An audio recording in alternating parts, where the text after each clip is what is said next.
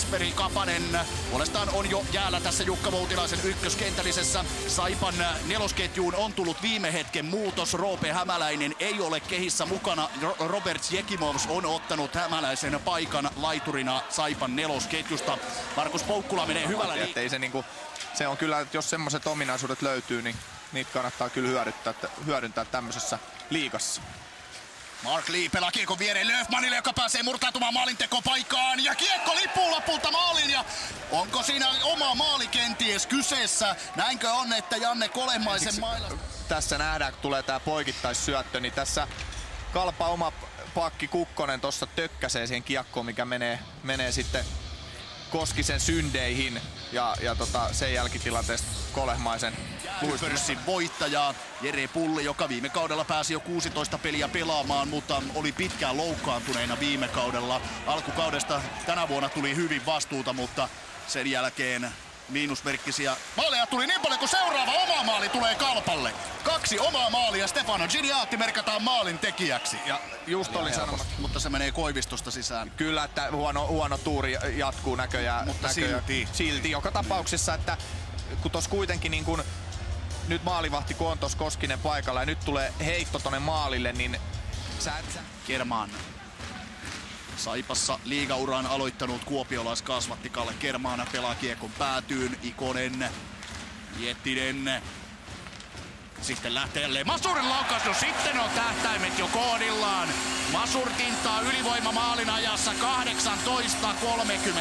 Saada nähdä tätä laukaisuhetkeä missään vaiheessa. Kalpa kaventaa 1-2 Masurille. Jo 7. maali tällä kaudella puolustajalle, erittäin kova maalimäärä tässä vaiheessa, kun kausi on hieman yli puolen välin. Ensimmäisellä Kalpakaudella Masur ei turhaan sulje niitä, vaan heti löytäisi siitä viereltä puolustaa ja rohkeasti pudottaisi kiekon sille, niin silloin se tavallaan ne kerrat, että se edut oman pää aloituksia vähenee huomattavasti. Junnilan loistava veini ja kiekko maali! Jyri Junnila,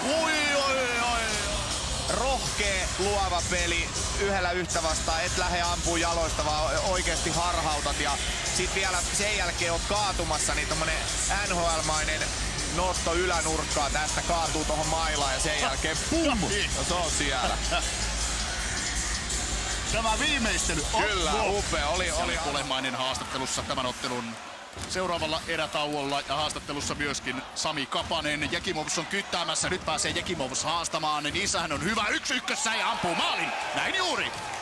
Ja Robert Jekimovs, kauden 10. osuma hänelle. Viime kauden maalimäärä oli 7. Jekimovs, joka toinen SM-liigakausi latvialaisella menossa. Mikähän Jekimovsilla ei vielä paljon ole. Nuorena hän pääsi pelaamaan jo yhdet MM-kisat myöskin Latvian paidassa. Kyllä tämä vertoja vetää jollain tavalla. Katsontakantiin. Veto epäonnistuu. Hyvin pelaa Riekkinen. Sitten on vastustaja Mailan, ei kuitenkaan pääse purkamaan, kun Salcido tulee vastaan. Giliati, Salcido. Jälleen odottelee Savilahti vailla pystyssä, ampuu kiekon maaliin. Savilahti, ruotsalaispuolustaja 2-4 kauden 4. osumalla. Ainoa paikka, mikä tosta nyt Koskisen niin kuin isosta kropasta löytyi, niin oli tuolla alhaalla. Saipalle rangaistuksia, jos meinaa tulla tasoihin pelissä. No se on yksi tapa, mutta oikeastaan se kaikki tälle, että jäähyjä tulee. Ja siinä on eka paikka. Ja Janne Kolehmainen. No niin, 3-4. Se oli kertakaikkisesti loistava Kolehmaiselta, että ei jäänyt tonne kulmaan, vaan tuli tohon maalin eteen, minkä takia oikeastaan sai tän. Puoletettua, Kolehmainen päädyssä. Kolehmainen pelaa kiekon Riekkiselle, puoli minuuttia on otteluaikaa vielä jäljellä. Ja Kalpa rynnistelee maalin edustalle, sieltä Riekkinen yrittää vaikeaa syöttöä, Salminen. Onko Salmisesta taikuroida tästä vielä pelitasoihin ja mikä jottei ole? 20 sekuntia jää varsinaista peliaikaa jäljelle, kun Sakari Salminen. Janne Kolehmaisen maskipelaaminen on noussut suureen rooliin Kalpan pelissä. Capital Areenalla, kun Miettinen ottaa todella kovan vauhdin ja pistää kiekon maaliin. Kalpa voittaa tämän ottelun voittovaalikilpailussa 5-4. Ratkaisija on tässä Tommi Miettinen.